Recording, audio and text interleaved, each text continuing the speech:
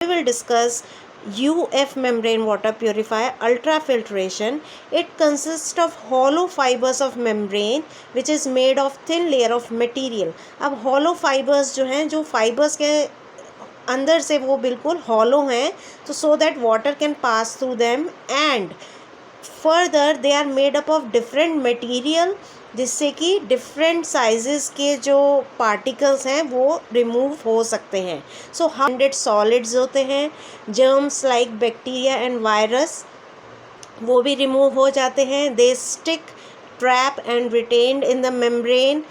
Further colloidal particles भी remove हो जाते हैं. एंड ये जो है R O can block very minute particles, लेकिन U F can block a bit larger particles. ये डिफरेंस रहता है. नाउ कोई भी वाटर प्योरीफायर जो यू एफ मेम्ब्रेन जिसमें यूज़ हो रही है वो कैसे वर्क करता है, ये हम डायग्राम में देख रहे हैं. That we have different sizes of membrane.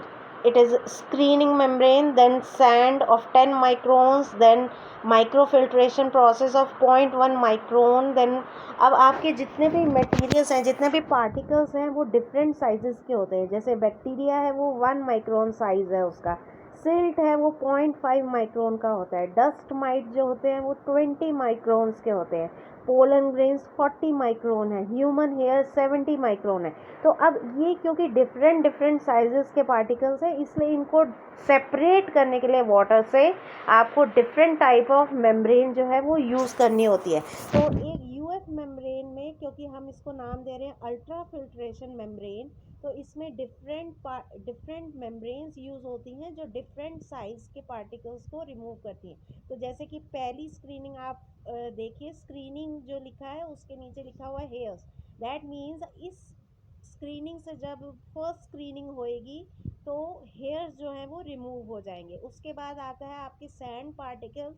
When the water passes through the second membrane you can see the sand particles of 10 microns can be removed. उसके बाद की जो मेम्ब्रेन है that is the microfiltration process, और 0.1 micron size के particles ही उसको पास कर सकते हैं. तो जैसा कि मैंने बताया कि सिल्ट जो है वो 0.5 माइक्रोन की है. दैट मीन्स सिल्ट यहीं पर रह जाएगी and it will not go beyond this microfiltration membrane which is 0.1 micron. तो यहाँ से आपको ध्यान से देखना है कि जो कोलॉइडल और बैक्टीरिया और आरबीसी हैं वो सारे जो आपके हैं वो यहाँ रह जाएंगे. It will not pass through the microfiltration membrane जिसका साइज़ है 0.1 माइक्रोन. तो ये आपको प्रोसेस देखना सबसे इम्पॉर्टेंट है कि फर्स्ट मेम्ब्रेन में हेयर्स रिमूव हो रहे हैं क्योंकि हेयर का साइज़ लार्जर होता है. It is about 70 micron.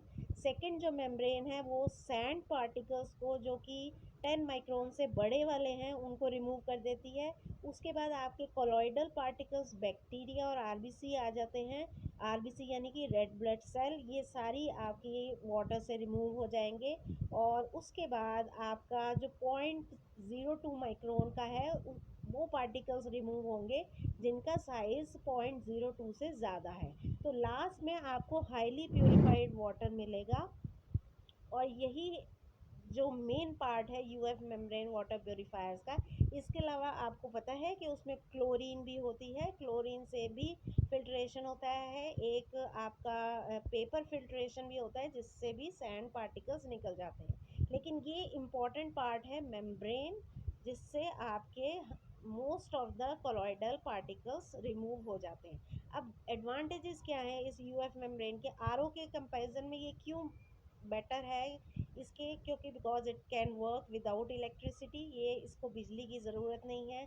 Storage tank का जो दिया हुआ है उसमें वाटर स्टोर हो सकता है. आपको अलग से सप्लाई लाइन की ज़रूरत नहीं है.